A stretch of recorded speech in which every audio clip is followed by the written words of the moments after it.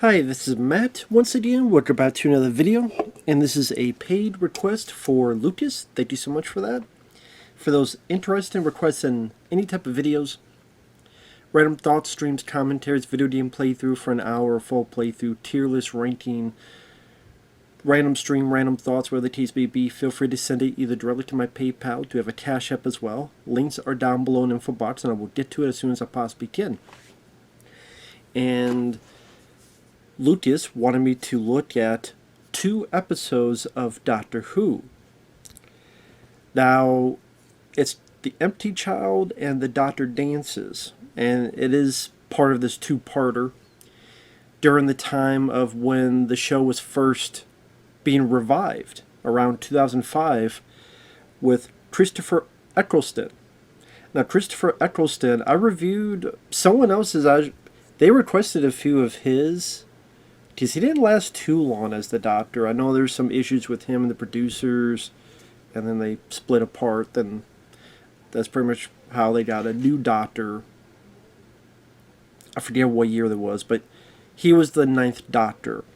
And a lot of people, they liked him, and I've grown to really like him. I think he does a really good job. I'm not a Doctor Who expert, but I think he captures, he could be serious, but he could be funny.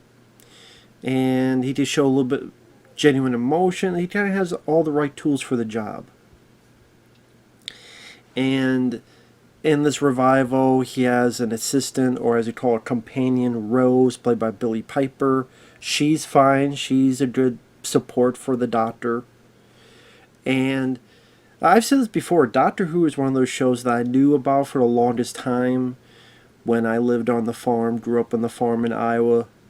In Iowa, we had 4 channels. We had 2 of CBS, 1 of ABC, and 1 of PBS. And PBS, I would rarely watch. I would see maybe a few episodes of stuff like Where in the World is Carmen Sandiego, or Reading Rainbow, or a few other bits and pieces. I would see the intro of Doctor Who, but then I would, as a kid, could not get into the stories and the production value and stuff of it. But well, yes, when there's CGI, is not the greatest. So far, with this Christopher Eccleston series of episodes, at least some of them have some intriguing stories. And this one I did quite enjoy, because I quite liked the story. It's a very unique story. So, the reason I say that is because the setup, Doctor Who and Rose are following this metal cylinder in space. One thing leads to another, they follow it, and they realize they're back in London, 1941. The bombs are dropping, they have to be careful. Doctor Who wants to look into what this cylinder was, and Rose sees this kid with a gas mask on. Now, granted, there are people that would have gas masks, because at this time there was a lot of stuff going on with gas in general and the bombs and all that stuff, so it's not peculiar, it's not weird or peculiar to see someone with a mask. But this kid acts weird and says, "Have you seen my mommy? Have you seen my mommy?" Now, she doesn't think anything at first, so she tries to help. While she's trying to help, Doctor Who is looking into what's going on here. And our characters are divided for a bit until pretty much the end of this first episode, The Empty Child. So Rose, her bit of the story is she's trying to reach this kid, something's happened, there's this rope, she's pulled up, and one thing leads to another, and there's this, you find out, is an immortal con man named Jack, who eventually becomes an ally. I guess this character got popular enough, he was in other episodes, and then he got his own show called Torchwood, which I've never seen.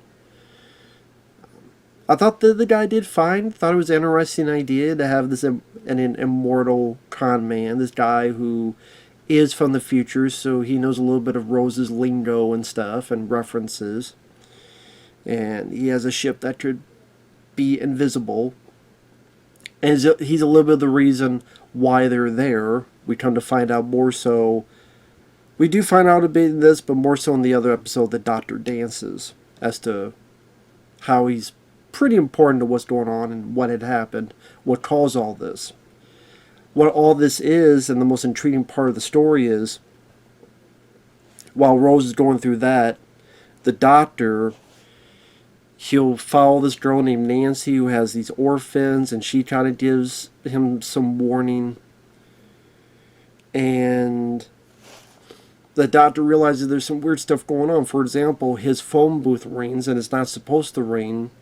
And it's his voice saying, "Are you my mommy?" And he's like, what the hell's going on here? And he keeps seeing this kid with a gas mask yelling and crying for his mommy. And there's a point where he's in a house and he sees the kid outside. He opens the door and the kid's not there. And he's wondering what the hell's going on. So what you come to find out is he goes to this hospital and he sees that everyone has a gas mask. And the one person who doesn't is the doctor. And he tells the Doctor Who, look at him closely. What do you see? The gas mask has actually fused with the flesh of the people. And then the regular doctor goes to this exposition as to what happened, how long it's been going. He's being confused as to why it's happening.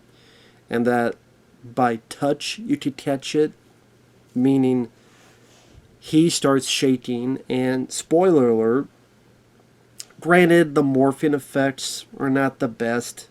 It's a TV show, and it's around 2005, so that's... You don't have the big budget, and then morphine wasn't really that great, especially back then.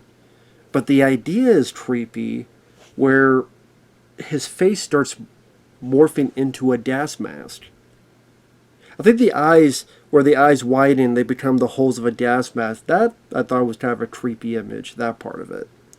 The face, like the mouth kind of opens, almost, it's almost as if he swallowed the face, puked it up. So that almost kind of made me laugh. But the idea, I'm like, okay, so it's some figure that if it touches you, you turn into this figure with a gas mask infused into your skin. And it becomes a kind of a zombie horror movie, really. It becomes a zombie movie, but a very unique take on a zombie movie. And the idea, I mean, the gas mask look is creepy. Ever since, well, hell, I could tell you, when I was a kid, I would, technically, you would say I live in Armstrong, but it was out in the country between two towns, Armstrong and Sway City. And when I say small town, as in it takes you less than a minute to get through. There's houses, there's a little mart if you want to get food, as your little groceries. There's a school, there's a factory, there's a gas station or two. That's it. On both towns. But in one of the, I don't think the gas station, but I think the little grocery store, this is a time when they had VHS tapes you could rent. And I remember seeing the image of My Bloody Valentine, the original. You remember the original VHS with the gas mask and the blood? Very, very creepy image. And it was creepy, and I didn't watch that film when I was a kid because the cover creeped me out. Of course, many years later, I saw My Bloody Valentine, and I love the film. It's one of my favorite slasher films, especially the uncut version. But I always said, like, the gas mask could be a very creepy look, and I think it was very... It made for a very compelling story that everybody will change into these gas masked figures acting like zombies. And they all repeat the same thing. Where's my mommy? Are you my mommy? Where's my mommy? They're very weird, very creepy, and very unique. And at the end of that episode, they're surrounding our three main characters who finally get to each other, surrounding them. So it's a cliffhanger, and then it leads to the next episode. So again, I thought it was a very interesting premise, interesting idea. And it definitely made me wonder what was going to happen next. And I liked the following episode, The Doctor Dances. So again, spoilers. I like the way it begins where the doctor doesn't know what to do, so he goes, "Go to your room." And all of them kind of do almost like the Michael Myers, head tilt. Just go to your room. So they all do, and the doctor's like, I'm really glad that worked, because if it did, those would have been some really terrible last words.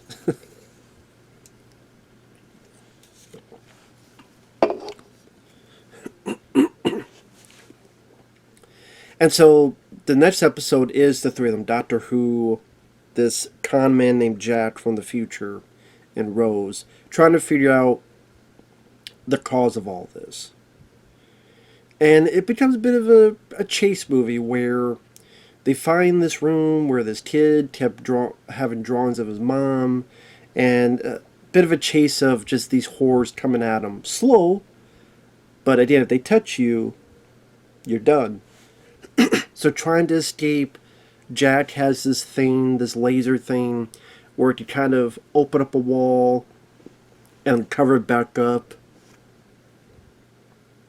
Or the ceiling or the floor, open it up and cover it back up. And then to try to escape and figure out what to do next.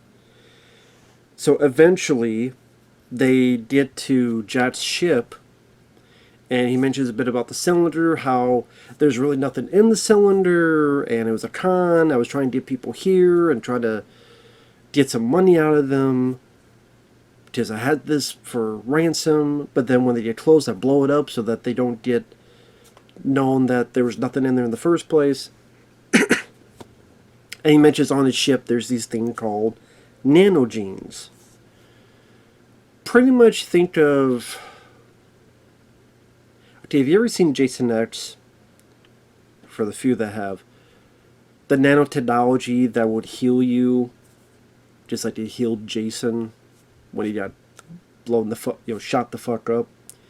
These nanogenes, they'll look at you and they'll heal you. They'll heal whatever injuries you have. So we come to find out, after some bits here and there, as now even soldiers are turning, and now it seems as if this thing may be airborne. You ultimately find out what happened. Where, in spoilers, this woman named Nancy was actually the mom. She felt guilty because her kid died. The kid who died was by the cylinder, and in the cylinder there was something, those type of nanogenes, but more of like a fresher, newer batch. So when they saw the dead kid, they healed him, but the kid had a gas mask on. Because it never knew what a human was, it assumed that the gas mask was part of it. Now, granted, it makes me wonder, well, does that mean it thinks the clothes are our skin as well? I mean, would it try to make people have the same type of clothes, too? Like, if it healed me, then when it heals other people, would they have this kind of fucking shirt on? So it makes me ponder about that. But I like the idea of nanogenes thinking that the gas mask is part of the face. So when it healed it back up, it went to other people and thought, oh, you don't have your face, the gas mask. So I need to create this face for you. And so on and so on and so forth. And that becomes this epidemic. So I thought that was an interesting idea. This thing that's device, however you want to call it, this germs, I don't know how, that is meant for good, but it's doing this because it doesn't quite understand what to do and not to do, because it doesn't know humans. But yeah, it does maybe ponder, well, does that mean, have everyone have the same shoes, the same socks? If they're not wearing underwear, okay, I just no one has underwear, Or if someone wears a Speedo, well, everyone must wear Speedo. It must be part of who they are. So, I mean, I guess not supposed to think about it too much on that front, but I do think the idea is, it was different. It's unique. Fairly original. Eventually the doctor finds out this girl is the mom, and hey, you gotta talk to the kid. The kid's been asking for the mom the whole time. There's the hug. the nanogenes. The doctor's like, oh, maybe the nanogenes are going to look and see that it's the same DNA and realize, wait, this is the adult DNA, so this is how it really should be. So this is how a person's face should be, and to learn from that. And so thus we need to fix this face, and it'll fix other people's faces. I thought I did Christopher Eccleston. The few bits of times there's humor. The times where he's just excited and exhilarated, and he's like, no one's going to die tonight. Yeah, I think the Doctor's been through so much throughout his millennia, like however long he's been alive, that there's probably been a lot of times where sadly whole places and civilizations have died, and he tried to help and couldn't. So to see his kind of almost ecstasy of having succeeded and no one dying, yeah, I thought it was a nice performance by him. And yeah, I thought, Billy Piper as Rose and the guy who plays Jack, they all did a good job. And Christopher, the doctor, was able to get the stuff and put it to the other people, the patients, and they all get healed up. And they don't remember what happened, because the last thing they remember is being at the hospital.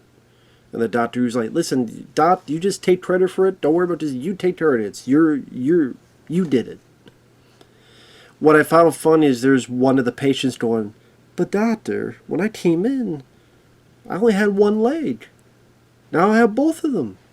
And the guy's like, well, it's a war. Maybe you forgot. So the nano even gave this guy his leg back. I just like that. It's a war. Maybe you forgot. So I thought that was pretty funny. Things work out for the end. This bomb is dropping. Jack saves them all. Drags the bomb away with a ship. Doctor Who and them come in. They save this guy Jack. And then I guess after this, at least for the rest of the season, this guy Jack is now with our other two characters. Which again, I guess he was popular enough with people and fans that he was part of a different show. I did Torchwood. I think he did come back in another, like, many years later. I don't know. I don't remember which one it was. Just like I said, I am not a Doctor Who expert. Far, far, far from it. I've seen a decent amount now, thanks to you guys out there, and there's been some I've liked. There's been some I liked. And this, I thought it went at a good pace. I kept being intrigued just to see where this story was going. And yeah, I thought it was a rather original story. It was a rather interesting story. It was unique. I thought the stuff with the gas mask and then being kind of the zombie horde had like a creepy look to it. Nice to see take a bit of a horror turn, horror vibe to it all. Christopher Eccleston, he made himself to be a really good Doctor Who. You tell, like, by this point, he was really in with the role. He was very comfortable with the role. And it's a shame that, for whatever happened, I don't remember the exact reasons now as to why he left and what the issues were with the producers and stuff. But it's a shame. It's a shame that he didn't last too long. Actually, let me check. How long was he Doctor Who? Yeah, I think it was only 1 year. Let me check real quick.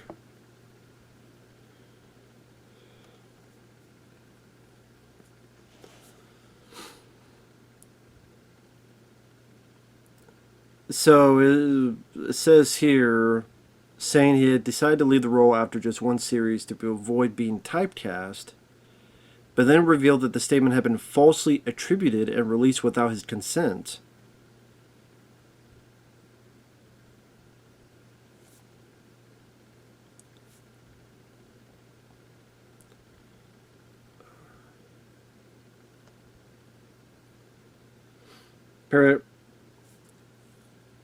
Some people say he was overworked by the BBC and had left the role because he was exhausted. Eccleston later stated he had left the show because he did not enjoy the environment or the culture that the cast and crew had to work in. but he was proud of having played the role. My relationship with the showrunner, the producer, and the co-producer broke down during the first block of filming and never recovered.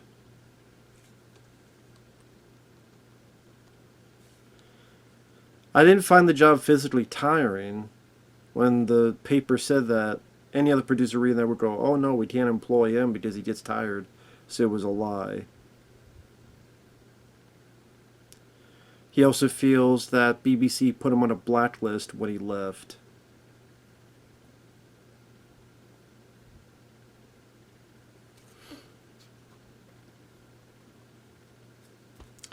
He did reprise the Doctor in audio dramas for Big Finish Productions across 4 box sets that were released in 2021 and 2022.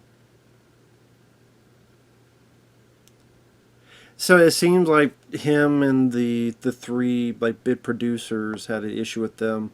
Again, I don't know what the exact details are, but yeah, it is what it is, I guess. But I mean, hey, he did a good job.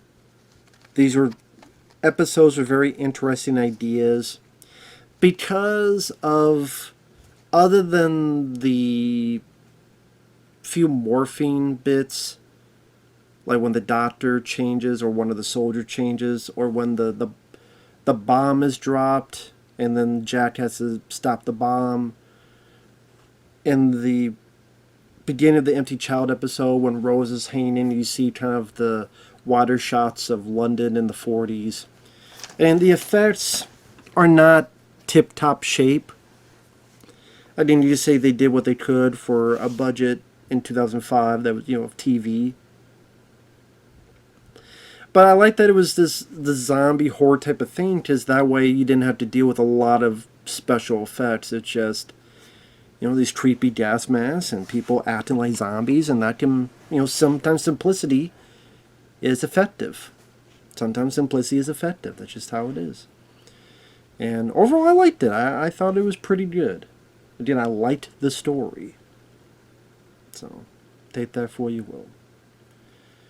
So with that said, thanks for watching. Take care. And we will see you guys in the next video. Bye-bye for now.